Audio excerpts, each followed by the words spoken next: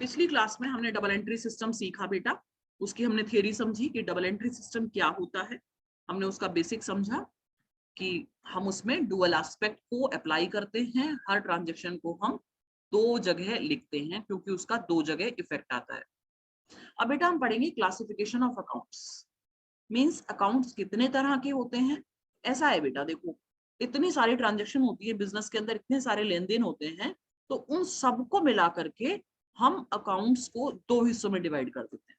आप लोग मेरी स्लाइड पे देख रहे होंगे, एक तरफ लेफ्ट साइड आप देखिए बीच में लिखा हुआ पर्सनल अकाउंट और राइट साइड लिखा हुआ इम्पर्सनल अकाउंट। तो हम दो हिस्सों में डिवाइड करेंगे बेटा अकाउंट्स को, एक पर्सनल अकाउंट, एक इम्पर्सनल अकाउंट। व्यक्तिगत खाता और गैर व्यक्तिगत, आप लोग इसको हिंदी में बोलते हैं। तो बेटा व्यक्तिगत खाता फिर मैंने आपको अगेन तीन हिस्सों में डिवाइड करके दिखाया हुआ है, नेचुरल, आर्टिफिशियल और रिप्रेजेंटेटिव।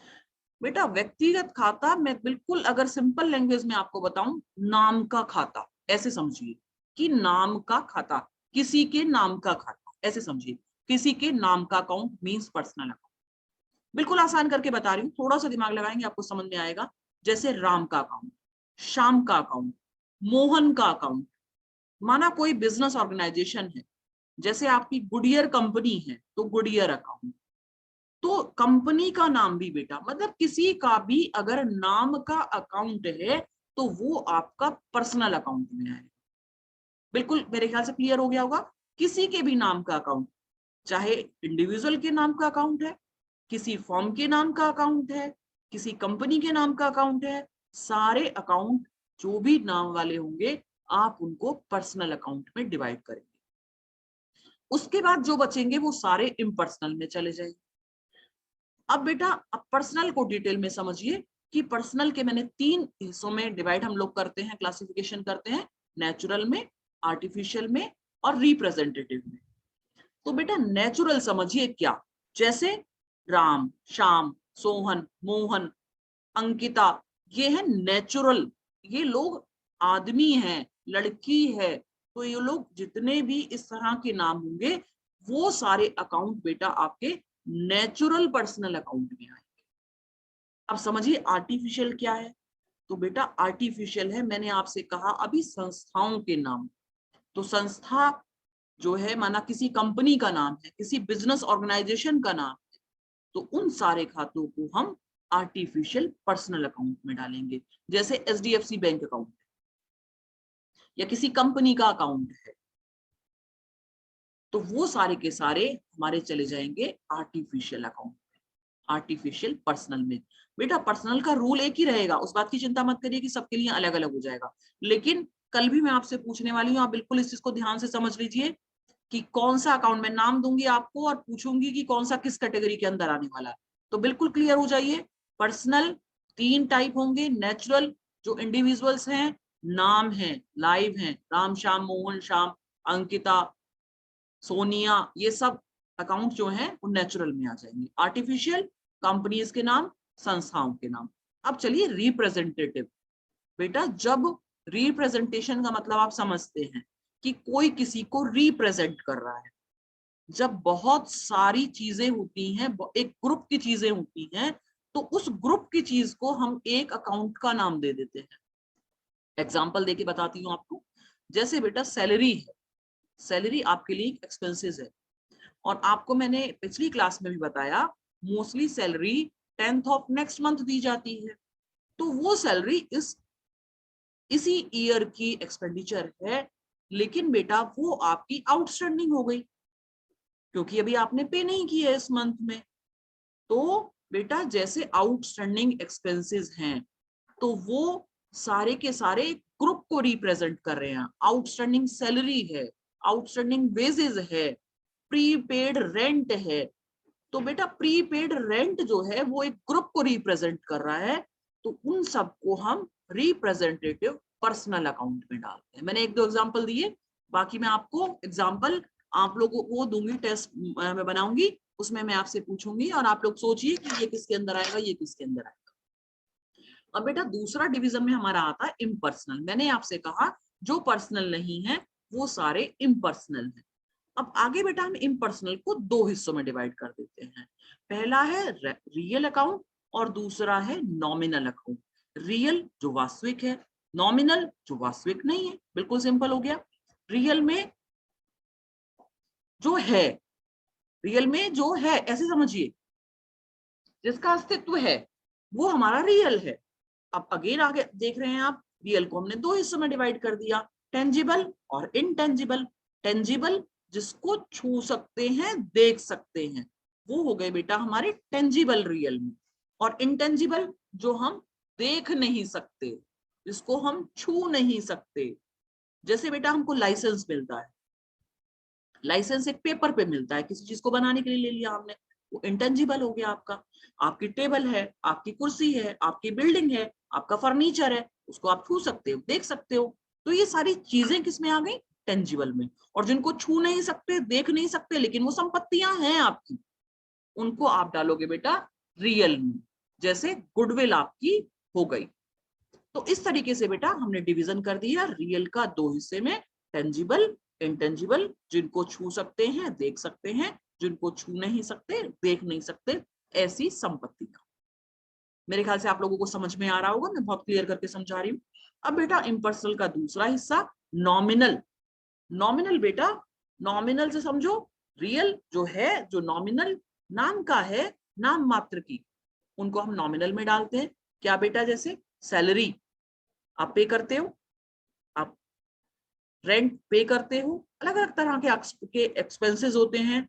आपकी इनकम होती है, माना आपने किराए पर अपना घर दे रखा है किसी को, तो आपको रेंट रिसीव होता है, आपको मनी तो दिखाई देता है, लेकिन रेंट थोड़ी दिखाई देता है कि रेंट क्या है, लेकिन है तो सही ना, कैश वैल्यू है उसकी, कैश में आपको मिलता है। तो बेटा जितने भी आपके इनकम है और एक्सपेंडिचर हैं, वो सारे आपके आ जाएंगे नॉमिनल के अंदर। फिर से मैं रिव्यू दे रही हूं आपको। पर्सनल में नाम वाले खाते, रियल में संपत्तियों के खाते, जो देख सकते हैं, जो नहीं दे सकते हैं, दोनों चीजें। और नॉमिनल में आपके खर्चे और इनकम, एक्सपेंडिचर और इनकम,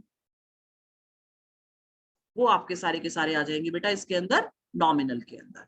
मेरे ख्याल से समझ में आ रहा होगा। आप लोग मैसेज कर सकते हैं अगर कोई डाउट है तो। चलिए अब आते हैं बेटा गोल्डन रूल के ऊपर। गोल्डन रूल ऐसे रूल हैं जो आपके मोस्टली इंटरव्यू में पूछे जाते हैं। इतना कॉमन क्वेश्चन है बेटा ये, और इतना इंपॉर्टेंट क्वेश्चन है, और इतना बेस क्वेश्चन है, ये समझिए पूरी अकाउंटिंग की नींव है ये गोल्डन रूल। अगर किसी को गोल्डन रूल बेटा रट तो लेते हैं बच्चे, लेकिन अप्लाई नहीं करते हैं।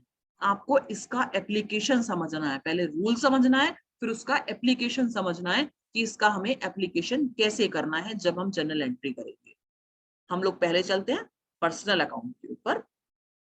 तो पर्सनल बेटा मैंने आपको बताया नाम वाले खाते। अब नाम वाले बेशक तीन थे बेटा, लेकिन हमें अब तीनों के बारे में अब नहीं सोचना है, सिर्फ सोचना है ये नाम वाला खाता है।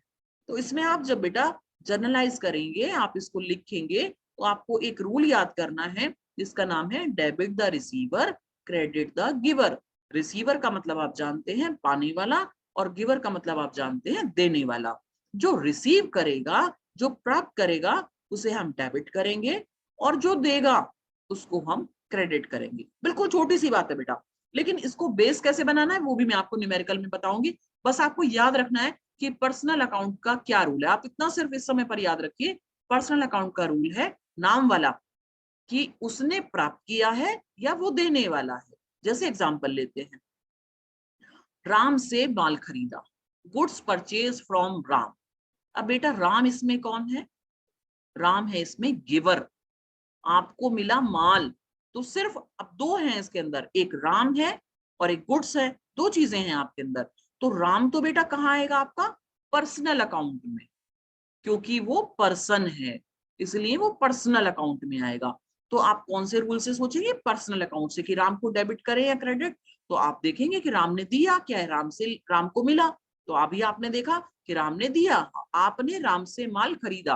क्योंकि बेटा आप बिजनेस के अकाउंट्स बना रहे हैं, बिजनेस की ट्रांजेक्शन को लिख रहे हैं, तो आपको बिजनेस पॉइंट ऑफ व्यू से सोचना है कि बिजनेस के लिए वो कौन है। तो राम से आपने माल खरीदा है, तो राम गिवर है, आप राम को क्रेडिट करेंगे। दूसरा रूल देखिए बेटा, दूसरा हुआ हमारा रियल अकाउंट। वास्तविक खाते हिंदी में हम बोलते हैं। चीजों के मैंने आपसे कहा, संपत्तियों का मैंने आपसे कहा, ऐसे समझ लीजिए। इसके लिए क्या रूल है बेटा, debit what comes in, credit what goes out. ये चीजें हैं, ये संपत्तियां हैं, दिखती हैं नहीं दिखती हैं वो बता दी मैंने आपको। तो बेटा क्या देखेंगे, डेबिट किसको करेंगे कि आप देखेंगे ये आता है कि जाता है, ये चीज आपके पास आ रही है या जा रही है। अगर आ रही है तो आप उसको डेबिट कर दीजिए, अगर जा रही है तो आप उसको क्रेडिट कर दीजिए। आपने बिल्डिंग खरीदी, तो बिल्डिंग आपने खरीदी तो आपके पास बिल्डिंग आई, तो आपके पास बिल्डिंग आई इसलिए आप बिल्डिंग को डेबिट कर देंगे। आपने पैसे दिए तो आपका कैश जो है वो जा रहा है, तो कैश को आप क्रेडिट कर देंगे। बिल्कुल सिंपल मैं आपको बता रही हूँ, किसी को भी कोई डाउट नहीं होगा, नॉन कॉमर्स स्टूडेंट को भी बड़े आराम से समझ में आएगा। Debit what comes in, credit what goes out. जो आता है उसे डेबिट करिए, जो जाता है उसे क्रेडिट करिए। और संपत्तियों से संबंधित है तो अभी मैंने आपसे कहा, बिल्डिंग खरीदी, बिल्डिंग आई, डेबिट कर दीजिए, कैश गया, क्रेडिट कर दीजिए। दूसरा एग्जांपल लेते हैं, आपने फर्नीचर सेल किया, तो बेटा फर्नीचर आपने जब सेल किया तो आपके पास से चला जाएगा और आपको पैसे मिल जाएंगे, तो कैश आएगा आपके पास।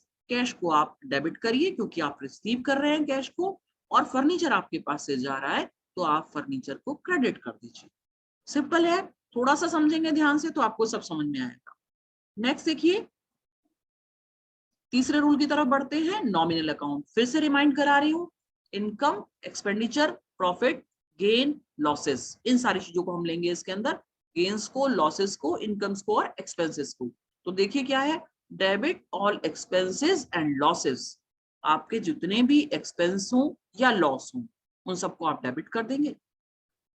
जितनी भी आपकी इनकम्स होंगी जो भी, और जो गेन्स होंगी उनको आप क्रेडिट करेंगे। जैसे एग्जांपल लेते हैं, सैलरी पेड, आप सैलरी, आपका बिजनेस सैलरी दे रहा है, सैलरी आपके लिए एक्सपेंडिचर है, आपका खर्चा है, आपका व्यय है, तो आप सैलरी को डेबिट करेंगे। आपने सैलरी दी, आपके पास से पैसे चले गए, दूसरा अकाउंट किससे रिलेट कर रहा है, रियल से कर रहा है, कैश, क्योंकि आपका रियल अकाउंट है, आपकी संपत्ति है। तो सैलरी को आपने डेबिट किया और कैश को आपने क्रेडिट किया। अब दूसरा एग्जांपल लेते हैं, आप लोगों ने अपना घर किराए पर दे रखा है, कुछ हिस्सा आपको रेंट मिलता है, रेंट रिसीव्ड, तो रेंट आपकी इनकम हो गया। जब आपकी रेंट इनकम है, आप रूल देखिए, इनकम को हमें क्रेडिट करना है, तो आपने रेंट को क्रेडिट कर दिया। और आपके पास दूसरी चीज क्या है, डुअल एस्पेक्ट फिर से देखेंगे, आपको कैश मिला है, कैश मिला है तो आप क्या करेंगे, कैश को डेबिट कर देंगे। तो cash account debit to rent receive. तो इस तरीके से आपका नॉमिनल अकाउंट में क्लियर हो गया, debit all expenses and losses, credit all incomes and gains. ये थे बेटा 3 गोल्डन रूल। अगर आपने इन तीनों को बहुत अच्छे से याद कर लेंगे तो आपको अकाउंटिंग में गारंटी देती हूँ आपको कभी कोई प्रॉब्लम नहीं होगी। लेकिन आप इनको दिमाग में अच्छे से बसा लीजिए। आज आप रात को जब बैठे या खाली बैठे, अगर कोई डाउट है फिर से वीडियो देख लें आप लोग, और वीडियो देख के सोचिए, एग्जांपल लीजिए अपने मन में और सोचिए कि हमें ये रूल कैसे अप्लाई करना है। फिर कल आपको मैं जर्नल एंट्री करके दिखाऊंगी। Thank you all of you, have a good day.